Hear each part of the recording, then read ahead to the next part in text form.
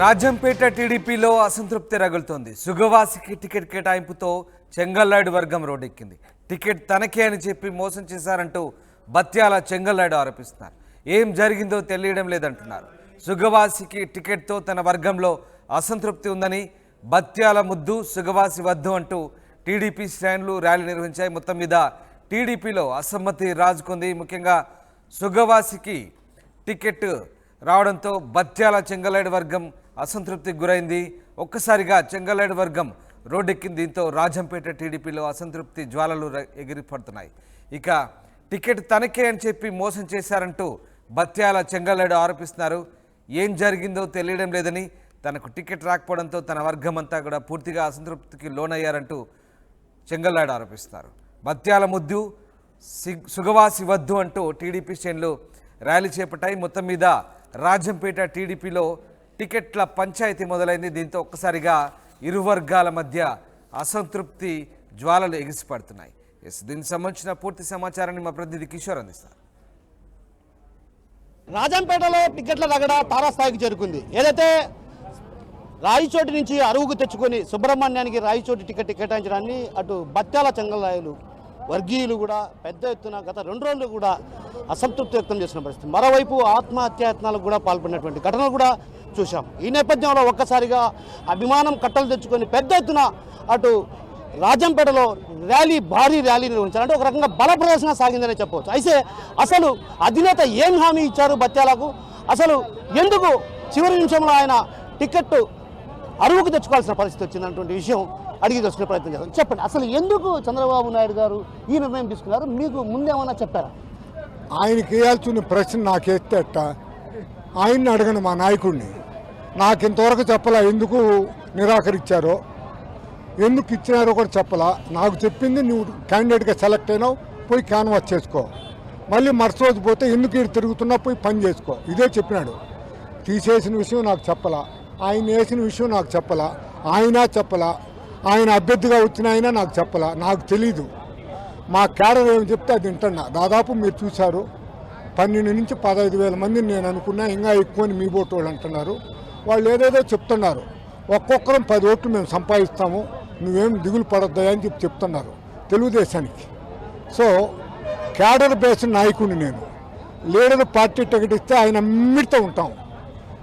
ఏమైనప్పుడు క్యాడర్ను నమ్ముకొని ఉండేవాడిని నేను. క్యాడర్ మాట కూడా వింటాను నేను.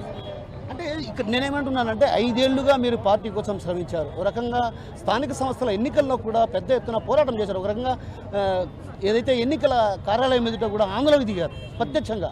సో ఏదైతే వైసీపీ దురాగతలను అరగట్టే దిశగా కూడా అడుగులు వేశారు. ఇలాంటి పరిస్థితులు మీకు కాకుండా వేరే వాళ్ళకి టికెట్ ఇవ్వడానికి ఎలా చూడొచ్చు? అసలు మీ వర్గం ఏంటి భావిస్తుంది?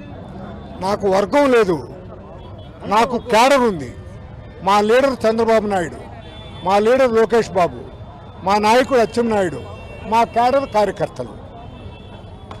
మా క్యాడర్ అంతా మా లీడర్ను ఒప్పించే ప్రయత్నం చేశారు ఈరోజు. ఒకవేళ ఆయన ఒప్పుకోకపోతే క్యాడర్ అంతా కూర్చొని ఏది నిర్ణయిస్తే చేస్తాం.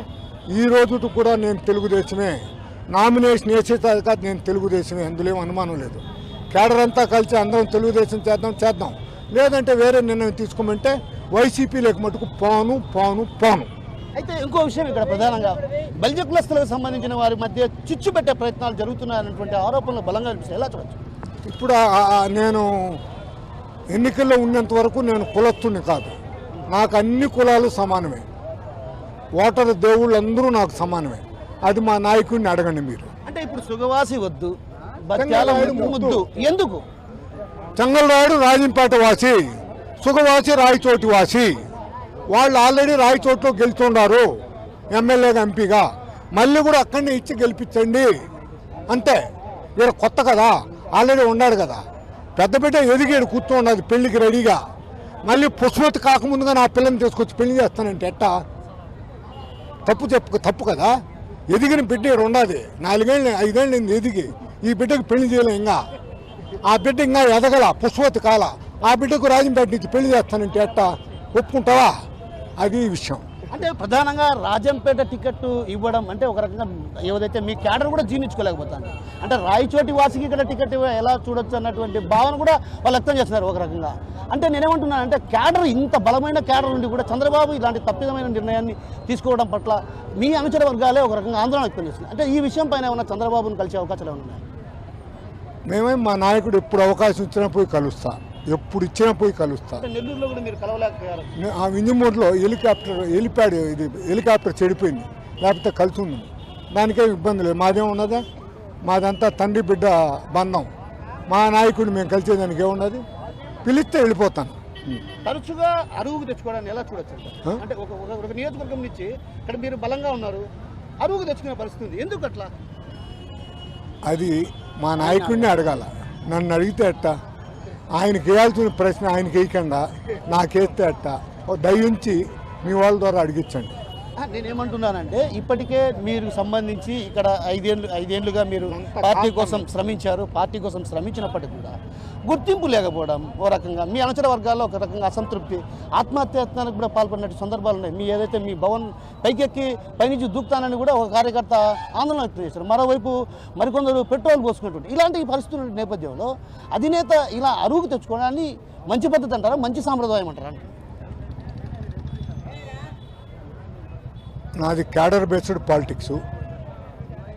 మా నాయకుడు సెలెక్ట్ చేసిన విషయాన్ని ఆయన్ని అడగండి.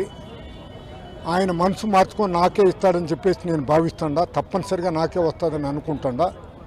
రానప్పుడు మా క్యాడర్ ఏది నిర్ణయం తీసుకుంటే దానికి కట్టుబడి. చివరిగా ఒక మాట మిమ్మల్ని అడుగుతా, సూటిగా సమాధానం చెప్పాలి. నాకు ఏదైతే షర్మిల మీకు ఫోన్ చేసింది, కాంగ్రెస్ పార్టీకి ఆహ్వానించింది అని ప్రచారం కూడా జోరుగా సాగుతుంది, ఇది ఎంతవరకు? నేను ఇంతవరకు షర్మిలతో మాట్లాడలా. రాజశేఖర రెడ్డి కూతురుగా నేను గౌరవిస్తా. రాజశేఖర రెడ్డికి నాకు గొడవలున్నా పిలిచి ఎమ్మెల్సీ ఇచ్చాడు. 100కి 100 పాళ్ళు షర్మిలతో నేను మాట్లాడాల. ఆ ఎల్లమ్మ సాక్షిగా ఆమె నాకు చేయలే. 2-3 వైసీపీ లీడర్లు నాకు ఫోన్ చేశారు. ఎలక్షన్ తర్వాత మాట్లాడుతానని చెప్పిన. ఎందుకు ఫోన్ చేశారో నాకు తెలీదు. ఇప్పటి వరకు నేను మాట్లాడనని చెప్పినా దాని అర్థం ఏమని? బిడ్డలారా, ఎలక్షన్ దాకా నీతో మాకు బంధం వద్దు, ఎలక్షన్ తర్వాత మనం ఫ్రెండ్స్ అని చెప్పిన. ఎలక్షన్ అయిపోతానే అన్ని పార్టీల మాకు ఫ్రెండ్సే. సో మొత్తానికి మీకు ధీమా ఉంది, చంద్రబాబు మళ్ళీ టికెట్ 100కి 100 పాళ్ళు ధీమా ఉన్నది. సో మొత్తం మీద ఏదైతే అధినేతపై తనకు నమ్మకం ఉంది, ఖచ్చితంగా తనకే టికెట్ వస్తుంది. అంతే ఏదైతే అరువుకు తెచ్చుకోవాల్సినటువంటి పరిస్థితి రావడానికి ప్రధాన కారణాలు చంద్రబాబుని అడిగితేనే తెలుస్తాయి, లేదంటే ఆ పార్టీకి సంబంధించినటువంటి రాష్ట్ర నాయకులను అడగాలి. ఆ తర్వాతే నిర్ణయం తెలుస్తుంది. ఏదైతే సుబ్రహ్మణ్యం వద్దు, బత్యాల ముద్దన్నటువంటి నినాదంతో పెద్ద ఎత్తున కార్యకర్తలు ఒక రకంగా ఇక్కడికి రావటం కూడా ఖచ్చితంగా తనకు టికెట్ వస్తానటువంటి ధీమా ఆయన వ్యక్తం చేస్తున్నారు. మరోవైపు పార్టీ శ్రేణులు అదేవిధంగా అనుచర వర్గాలు ఉన్నారు, వారిని అడిగి తెలుసుకునే ప్రయత్నం చేద్దాం. చెప్పండి సార్.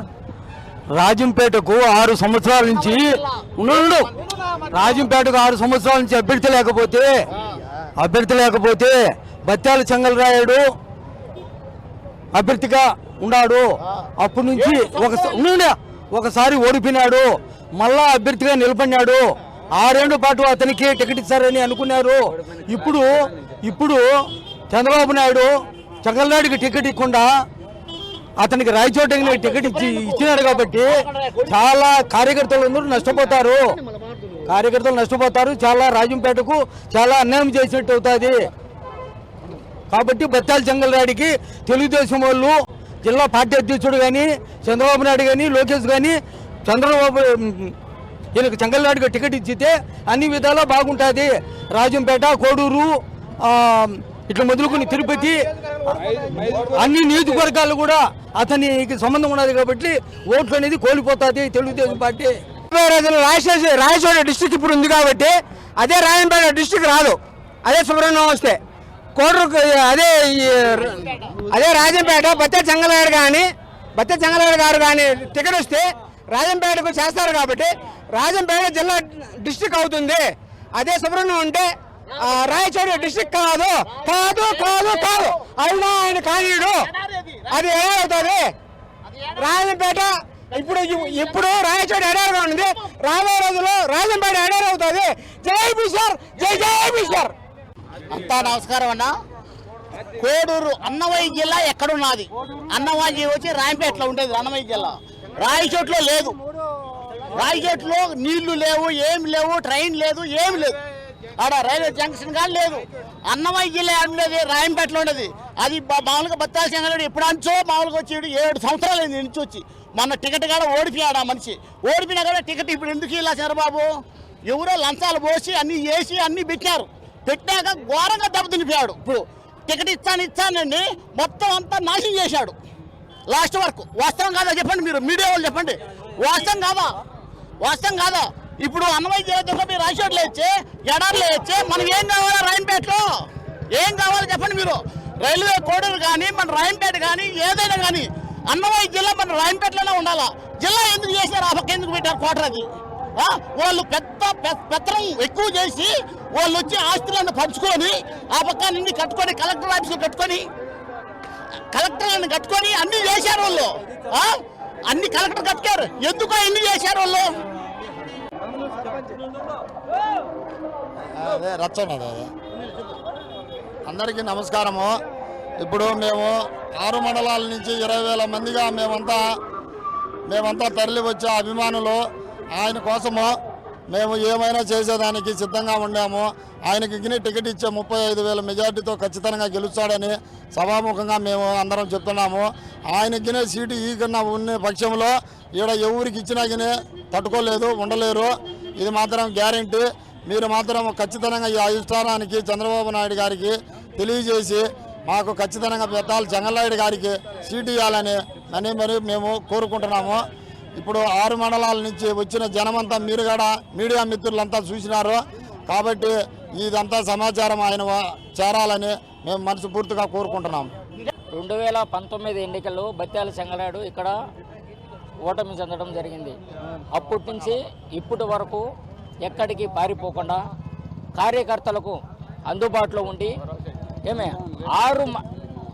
6 మండలాలలో ఎక్కడ ఏ చిన్న సమస్య వచ్చినా వాళ్ళకు అందుబాటులో ఉండి వాళ్ళ సమస్యలను పరిష్కరిస్తూ అధికార పార్టీ నాయకుల దౌర్జన్యాలను ఎదుర్కొంటూ ఎక్కడ అన్యాయాలు జరిగినా అక్రమాలు జరిగినా నేనున్నాను మీకు అండగానే ఉంటూ ఇప్పటి వరకు ఉన్నటువంటి బత్యాల చెంగల్రాయుడికి సీటు ఇవ్వకపోవడం చాలా దుర్మార్గము. ప్రజాబలం కలిగినటువంటి బత్యాల చెంగల్రాయుడికి సీటు ఇవ్వకపోతే ఇవి ఒక్కటే కాదు, రాయచోటి, రాజంపేట, మైదుకూరు, తిరుపతి, శ్రీకాళహస్తి, నెల్లూరు ఇట్లా అన్ని నియోజకవర్గాల్లో సిత్తుగా ఓడించడానికి కూడా మేము కంకణం కట్టుకుంటాం. ఎందుకంటే ప్రజాభిమానం కలిగినటువంటి ఏకైక వ్యక్తి బత్యాల చెంగల్రాయుడు. ఈరోజు మందు ఇవ్వలేదు, డబ్బు ఇవ్వలేదు, వెహికల్ పెట్టలేదు. ఈరోజు స్వచ్ఛందంగా 10,000 నుంచి 15,000 మంది కార్యకర్తలు ఈరోజు స్వచ్ఛందంగా తరలి వచ్చారంటే ఆ ప్రజాభిమానము ఆ నేతకు ఉన్నటువంటి ప్రజా బలమేందో ఈరోజు చంద్రబాబు నాయుడు గ్రహించాలి. లేని పక్షంలో మా సత్తా ఏందో చూపిస్తాం. సో మొత్తం మీద ఏదైతే బత్యాల చెంగల్రాయుడుకు టికెట్ ఇవ్వకపోతే మాత్రం ఖచ్చితంగా 7 నుంచి 8 నియోజకవర్గాల ప్రభావం ఖచ్చితంగా ఉంటుంది. ఎందుకంటే ఆయనకు బంధువర్గం ఉంది. అదేవిధంగా ఇక్కడ పార్టీని 5 ఏళ్లుగా బలోపేతం చేసిన వ్యక్తి. అలాంటి వ్యక్తిని కాదని మరో వ్యక్తిని అరువుకు తెచ్చుకునే పరిస్థితి రాకూడదన్నటువంటి భావన ఇక్కడ ఉన్నటువంటి కార్యకర్తలు, అదేవిధంగా బత్యాల చెంగల్రాయుడు వర్గీయులు చెప్తున్న పరిస్థితి. కెమెరా పర్సన్ నాగేశ్వరరావుతో కిషోర్, RTV, రాజంపేట.